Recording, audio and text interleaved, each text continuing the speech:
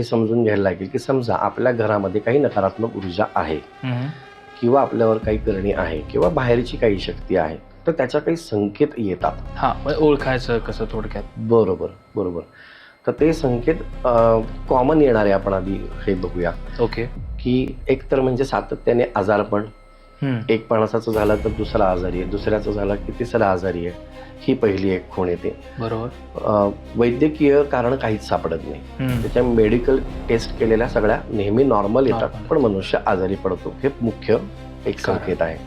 दुसरं, घरामध्ये बाग असेल, झाडं लावलेली असतील, तुळस असेल, काय ती झाडं टिकत नाही, ती जळून जातात. तिसरं, अचानकपणे नाकामध्ये दुर्गंध येतो, अचानकपणे, आणि तो इतका तीव्र आणि उग्र असतो की एखादा ड्रेनेजमध्ये आपण बसलोय की काय, का तो उग्र गंध येतो. 10 ते 20 सेकंद येतो, जातो. 10 ते 20 सेकंद. जसजसं त्याची हे वाढेल, तो दुर्गंध येण्याची तीव्रता संख्या वाढेल, तेव्हा पण समजायचे की नकारात्मक ऊर्जा घरामध्ये आहे. चौथं, काही कारण नसताना मायग्रेनचा त्रास सुरू होतो, डोकं खूप दुखतं, रात्री अजिबातच झोप लागत नाही, अजिबातच, म्हणजे पहाटे 3-4 पर्यंत 5 पर्यंत झोपच लागत नाही, आणि दिवसा खूप झोपावंसं वाटतं. बरं. दिवसा प्रचंड आळस येतो, काहीच काम करू नये, नुसतं पडून राहावं.